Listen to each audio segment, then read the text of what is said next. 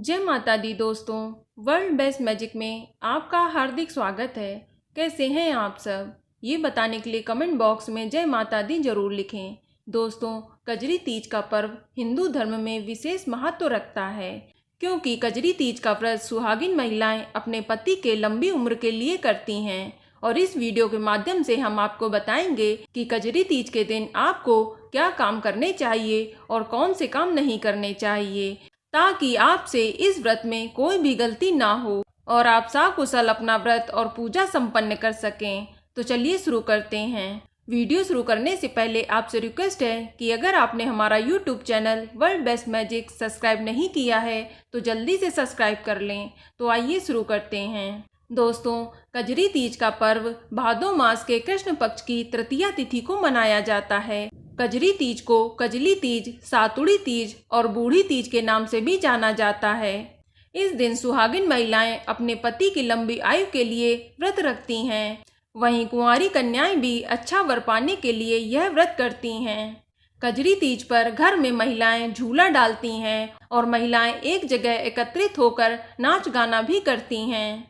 चलिए सबसे पहले हम जानते हैं कि कजरी तीज के दिन आपको क्या क्या काम करने चाहिए। तो आपको बता दें कि कजरी तीज का व्रत निर्जला रखा जाता है, इसलिए यदि आप कजरी तीज का व्रत कर रही हैं तो निर्जल रहकर ही उपवास करें।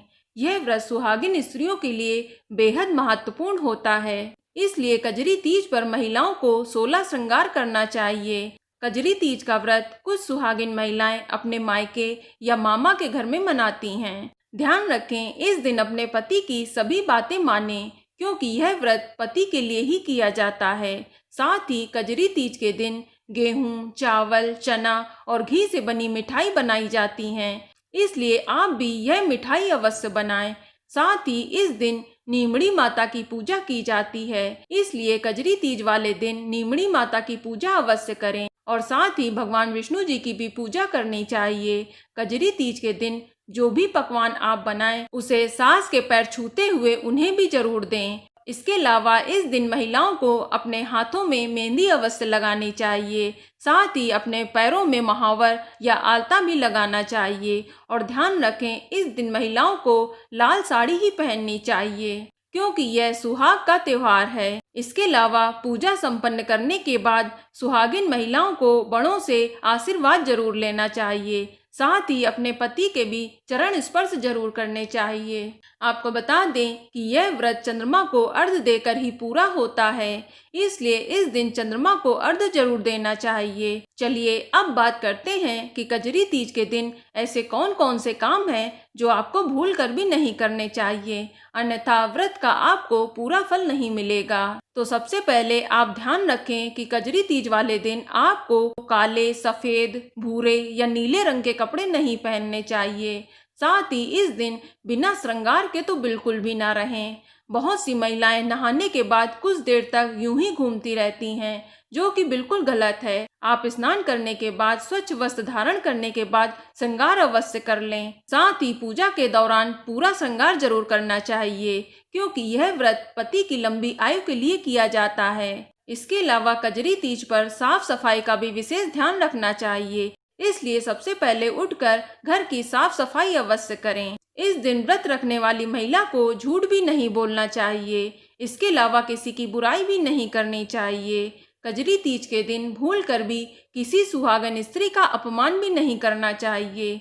आपको इस दिन किसी भी रूप में अपने से बड़ों का अपमान नहीं करना है।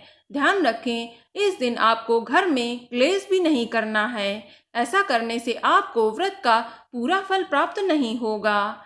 इसके अलावा ध्यान रखें कि कजरी तीज के दिन आप अपने पति को किसी भी प्रकार का दुख ना पहुंचाएं, क्योंकि यह व्रत पति के लिए ही होता है। और आपको इस दिन अपने हाथों को खाली बिल्कुल नहीं रखना चाहिए। अपने हाथों में हमेशा चूड़ियां पहन कर रखें और इस दिन अपने हाथों पर मेहंदी अवश्य लगाएं। साथ ही कजरी तीज के दिन घर में प्याज लहसुन का भी उपयोग नहीं करना चाहिए और भूल कर भी घर का कोई भी सदस्य इस दिन मांस मदिरा का सेवन ना करे, अन्यथा आपका व्रत अधूरा रह जाएगा और आपको व्रत का पूर्ण फल प्राप्त नहीं होगा। तो दोस्तों, ये जानकारी आपको अच्छी लगी तो कमेंट में जय माता दी जरूर लिखें और अगर आपका कोई सवाल हो तो उसे कमेंट बॉक्स में अवश्य पूछ लें।